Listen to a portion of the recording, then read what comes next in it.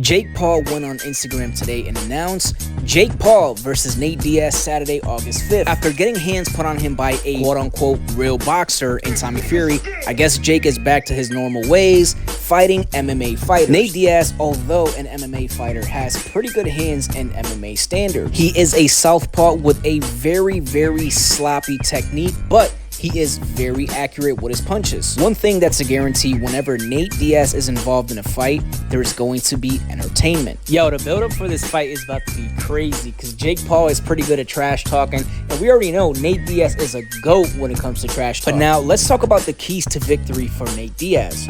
For Nate Diaz, it's pretty simple. His style is come forward, and come forward. Apply that pressure on Jake Paul. I mean, I'm not asking you to do anything that you don't already do. Nate Diaz is very good at coming forward and pressuring guys. When you pressure Jake Paul, he typically doesn't know what to do.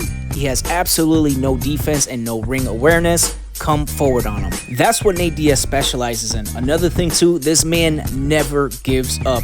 Taking a punch or a beating will not deter Nate Diaz from coming at your head. And that's why fans love Nate Diaz. He will risk brain injury to entertain you. That's a hard guy to beat. This is a very winnable fight for Nathan Diaz. Jake has to be on his P's and Q's all fight. I'm telling you, this is a very winnable fight. Remember, this guy ain't no real boxer. This ain't no Tyson Fury. This ain't no Mayweather we talking about. We talking about Jake Paul here. I'll say 60-40 in Jake Paul's favor. Like I said, Nathan Diaz definitely has the ability and the pressure to beat Jake Paul.